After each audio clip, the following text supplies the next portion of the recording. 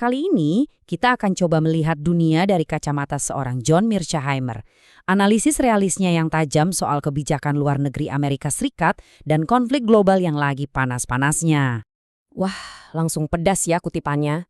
Mearsheimer ini memang nggak main-main. Dia bilang ide kalau AS bisa begitu saja meninggalkan sebuah negara dan berharap negara itu tetap pro-AS, wah itu delusi tingkat tinggi katanya. Oke, untuk paham logikanya, kita harus mundur sedikit. Mearsheimer ngajak kita lihat akar historis kebijakan AS, khususnya di halaman belakangnya sendiri, yaitu belahan barat. Semuanya menurut Mearsheimer berawal dari sini nih, Doktrin Monroe tahun 1823. Intinya simple, Eropa jangan ikut campur urusan di benua Amerika. Ini adalah cara AS bilang, ini wilayah pengaruh kami.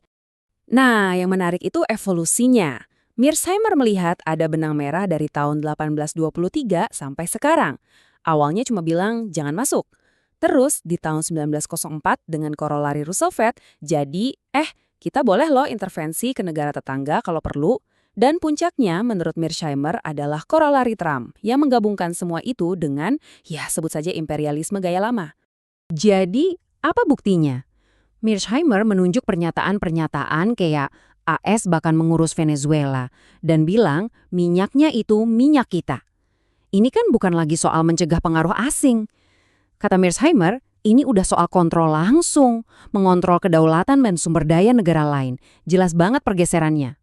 Oke, doktrin ini nggak cuma berlaku di satu kawasan. Menurut Mearsheimer, ini jadi cara pandang yang lebih luas, yaitu menolak cara kerjasama global yang selama ini kita kenal. Perbedaannya kelihatan jelas banget di sini. Dulu, AS itu cenderung multilateralis. Mereka menghargai lembaga kayak PBB atau NATO, pakai hukum internasional, dan mengandalkan sekutu. Nah, pendekatan yang sekarang, menurut Mearsheimer, itu kebalikannya. Unilateralis, nggak suka institusi dan aturannya, menganggap hukum internasional itu penghalang, dan sekutu pun diperlakukan dengan seenaknya. Contoh paling puncaknya, coba lihat Dewan Perdamaian ini. Ini semacam lembaga pribadi yang dibuat Trump. Mearsheimer sampai menyebutnya Dewan Keamanan Satu Orang. Tujuannya jelas, untuk menggantikan PBB. Aturannya, ketua punya veto absolut. Dan kalau mau jadi anggota, harus bayar mahal. Ini benar-benar contoh ideologi semua harus ikut aturan saya. Nah, sekarang kita sampai ke bagian yang paling krusial. Bagaimana cara pandang dan metode ini, menurut Mearsheimer, akhirnya memicu sebuah konflik besar. Kita bicara soal Iran. Mearsheimer membaginya jadi dua langkah strategis yang ternyata gagal total. Pertama, coba paksa Iran menyerah dengan pengerahan militer besar-besaran. Gagal, Iran nggak takut. Kedua, coba lumpuhkan rejim dengan membunuh para pemimpinnya. Gagal juga, karena rejimnya ternyata punya akar yang kuat. Hasil akhirnya, AS malah terjebak dalam perang panjang yang sebetulnya nggak mereka inginkan. Dan yang lebih parah lagi, kata Mearsheimer, nggak ada rencana matang soal abis ini mau ngapain. Kalaupun rezimnya jatuh, terus gimana? Skenario terburuknya, rezim baru yang muncul malah sama-sama anti-AS atau bahkan lebih parah. Inilah yang membuat Mearsheimer bilang seluruh strateginya kacau. Kegagalan strategi ini punya dampak yang lebih besar lagi, dampaknya global.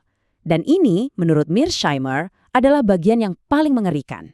Pertanyaannya jadi begini, kalau cara-cara konvensional gagal, apa yang akan terjadi? Apakah ini akan membuka kotak Pandora dan mengarah ke mimpi buruk non-konvensional, yaitu nuklir? Logika Mearsheimer sebenarnya sederhana dan cukup masuk akal dari sudut pandang mereka. Dia bilang, kalau AS dan Israel boleh punya senjata nuklir, kenapa Iran dan Turki nggak boleh? Konflik ini justru memberi mereka alasan yang sangat kuat untuk punya kartu as pamungkas itu. Dan inilah yang ditakutkan, efek domino. Iran karena merasa terancam punya insentif kuat buat bikin bom nuklir. Kalau Iran punya, Turki udah bilang mereka juga butuh. Arab Saudi lebih belak-belakan lagi. Kalau Iran punya, kami juga harus punya. Ini bisa jadi reaksi berantai yang nggak terkendali di seluruh Timur Tengah. Jadi semua ini nggak terjadi di awang-awang ya. Dampaknya terasa sekarang dan sedang mengubah peta pertemanan alias aliansi global. Analisis Mearsheimer nunjukin sesuatu yang ironis. Bukannya makin kuat, tindakan AS malah bikin sekutu-sekutunya mikir ulang. negara-negara kaya Arab Saudi dan Uni Emirat Arab mulai merasa dekat sama AS itu malah bikin mereka jadi sasaran empuk Iran.